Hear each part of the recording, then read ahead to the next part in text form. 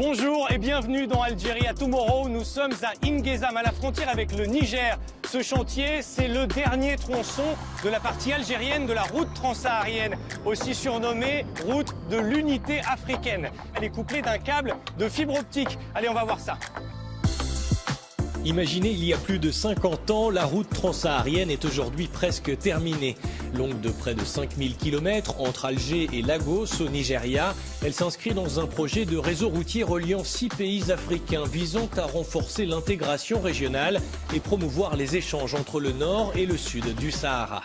La transsaharienne, c'est un artère économique pour l'Algérie.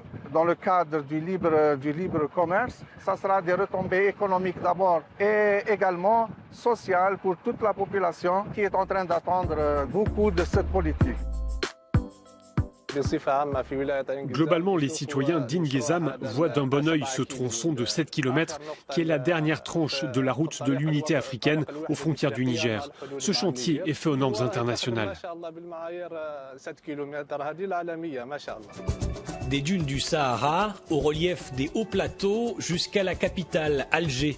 La route nationale 1, son nom en Algérie, traverse le pays dans sa diversité et relie des territoires reculés comme Tamanrasset, lieu de rencontre historique des caravanes nomades, restée une importante plateforme commerciale à 1900 km d'Alger. Tamanrasset, c'est un carrefour de toutes les nationalités africaines. Les transactions en troc ont pris de l'ampleur ces dernières années. Donc la nomenclature des produits exportés et importés augmente d'année en année, elle est révisée d'année en année selon les besoins de notre pays et les pays limitrophes.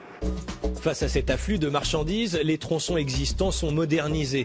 Leur capacité portante et leur largeur sont augmentées, suivant des études géotechniques prenant en compte les conditions difficiles du Sahara, afin de sécuriser le passage des camions.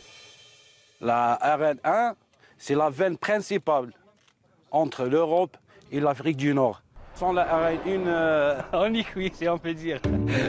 Mais il n'y a pas que les routes qui connectent les populations, il y a aussi Internet. Cet axe routier est ainsi bordé de câbles dans le cadre d'un autre projet multinational nommé Dorsale transsaharienne à fibre optique. Des centres techniques assurent le maintien de la bande passante.